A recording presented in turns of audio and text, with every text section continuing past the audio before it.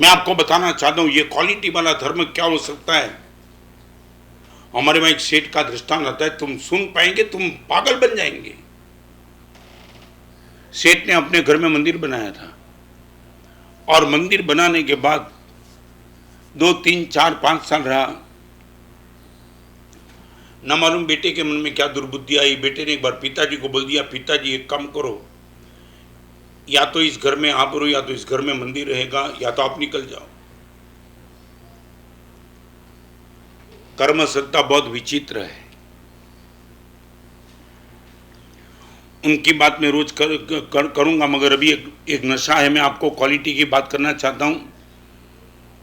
और वो सेठ ने बोला, बेटा भगवान रख दे, मैं निकल जाता हूं घर से बाहर। शॉर्ट में मैं आपको बताना चाहता हूं, सेठ घर से बाहर निकल गए। घर में मंदिर में भगवान थे कोने में।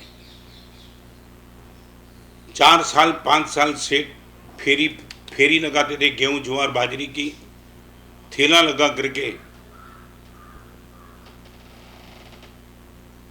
एक बात हमेशा आंखों के सामने रखना, कर्म सत्ता का एक स्लोगन है, सब कुछ तुम्हारा मगर हुक्म मेरा।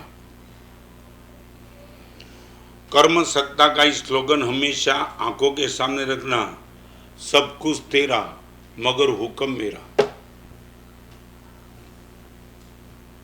चाहे तू कितना भी प्रयास करेगा, बैंक बैलेंस तेरी कितनी भी होगी, मगर हुक्म तो बेटा तेरा, मगर बेटा तेरी मानेगा नहीं, हुक्म मेरा। मंदिर तेरा, मगर मंदिर में जाने को तुझे मिलेगा कि नहीं, हुक्म मेरा। शरीर तेरा, मगर शरीर तेरा तेरी आज्ञा में रहेगा कि नहीं, वो हुक्म मेरा। मेरा याद रखो जिंदगी भर, सब कुछ तेरा मगर हुक्म मेरा। चक्रवर्ती खाली हाथ से गया। 5 साल के बाद सेठ अपने घर के बाजू में निकले और लगा कि चलो मेरे पास थोड़े पैसे हैं, परमात्मा मेरे ही भगवान मैंने विराजमान किए, वो भगवान की प्रतिष्ठा तो मैंने ही की है, आज परमात्मा की फुल पूजा में करूं। सुन लेना ये।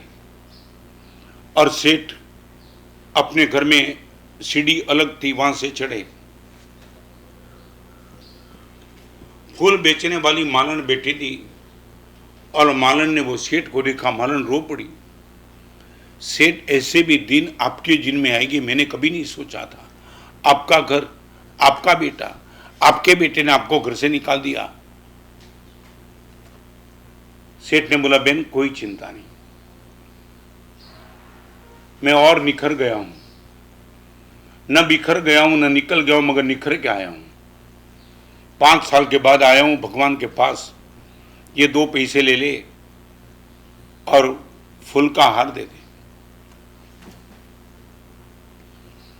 मालन की आंख में आंसू दे, सेठ सब आपका ही है, ले लो, 2 पैसा देने की भी कहां जरूर है।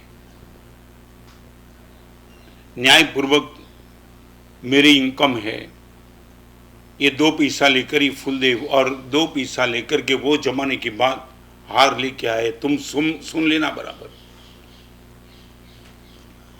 12-1 बजे का समय है, सेठ अकेले है, भगवान अकेले है, और परमात्मा की अष्ट प्रकार की पूजा करने के बाद फूल पूजा की, तब गले में हार लगाया है। सेठ ने जिंदगी में जितने आंसू नहीं बहाए होंगे, उतने आंसू ये फूल पूजा करते वक्त बहाए दिए। और अष्ट प्रकार की पूजा करके बाहर निकले। रात को सोए हैं और चक्केश्वरी देवी प्रकट हुई। चक्केश्वरी देवी सेठ को जगा करके कहती है, अब तू कौन? मैं देवी चक्केश्वरी। यहां क्यों? आपकी आज मैंने जो भक्ति देखी, भक्ति से खींच करके आपके पास आई हूं, आप मेरे से कुछ मांग लो। कुछ नहीं चाहिए। सेठ इतनी दिक्कत के बीच में हो कुछ मांग लो, नहीं चाहिए।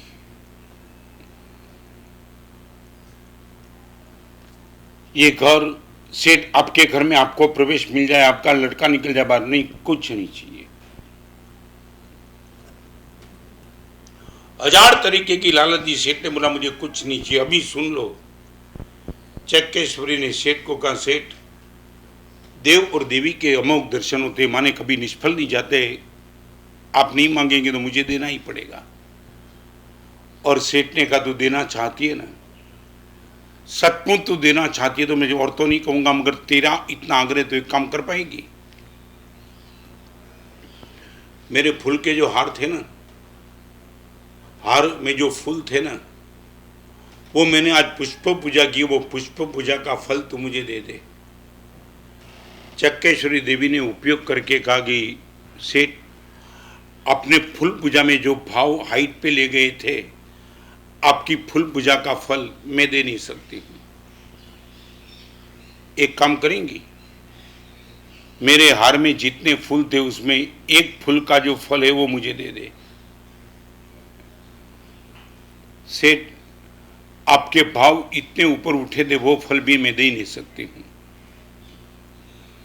सेठ ने कहा मैंने जो फूल पूजा की उसमें एक फूल का भी तू फल नहीं दे सकती है, तो एक काम कर, एक फूल में एक जो पंखुड़ी थी, एक इनका फल दे दे। और चक्केश्वरी देवी ने सेठ को कहा, सेठ 64 इंद्र इकट्ठा होकर के आपकी एक पंखुड़ी का फल दे नहीं सकते। तब सेठ ने बोला तू तेरे घर पे चली जा, कुछ नहीं चाहिए।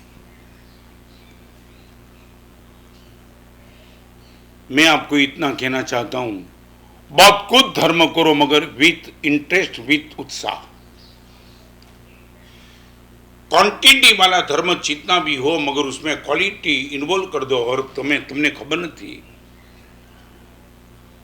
14 भुवननो स्वामी आवे, चपटी धूड़नी प्रीते, मनवा भजन करे ते हारे रे, मनवा भजन करे ते जीते।